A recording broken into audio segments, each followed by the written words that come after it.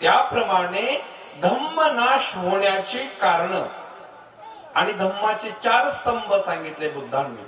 भिक्खू, भिक्खुनी, उपासक आणि उपासिका हे धम्माचे 4 आधार स्तंभ आहेत.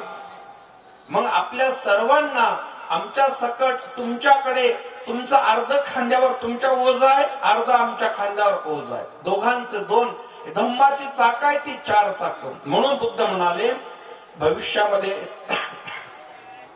धम्म जर नष्ट होईल तर कशामुळे?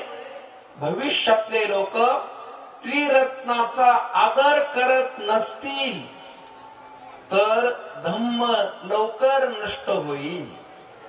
बघा, त्रिरत्नाचा म्हणजे बुद्धाचा, धम्माचा आणि संघाचा आदर जर आपल्याकडून नाही झाला तर आदर करण्याची व्याख्या काय? त्या बुद्धांच्या गुणांना, धम्माच्या गुणांना, संघाच्या गुणांना आपल्या हृदयामध्ये आत्मसात करणे, त्याचं चिंतन करणे, मनन करणे, त्याच्या क्रमशः प्रतिपादन करणे, तेव्हाच धम्म जिवंत राहू शकतो. त्या भंते वक्कली नावाच्या भिक्षू बुद्धांकडे बघत बसायचा. कारण भगवंत बुद्धांच्या अंगावर महापुरुषांचे 32 लक्षण होते आणि तो वक्कली एवढा श्रद्धावान आहे, एवढा श्रद्धावान आहे की बुद्धांना बघत बसायचा, हात जोडायचा, आसवे गाळायचा, माझे शास्त्र किती सुंदर आहेत म्हणायचा. बुद्धांनी त्याला थोडस राग भरला. बुद्धांनी मोठ्यानं बोलले, वक्कली धम्मं पश्यति सोमं पश्यति. अरे वेड्या, या 32 गंदगीने भरलेल्या शरीराकडे तू काय पाहतोस? ही काया मृत्यूला प्राप्त होणारी आहे, बदलणारी आहे.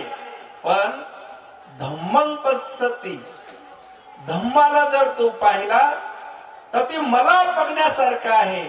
आणि मग पश्यति सो धम्मं पश्यति.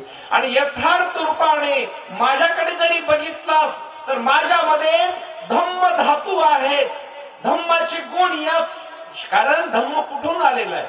धम्म शास्त्रांच्या या महापार्वतींच्या तेजानं हा धम्म हृदयातून आलाय. धम्मराजांच्या 4 असंख्य 1 लाख कल्पाच्या पारमितेच्या बलाने धम्मराजाने या धम्माचा साक्षात्कार स्वतः आधी केला आणि जगाच्या मांगल्यासाठी लोकांना तो सांगितला.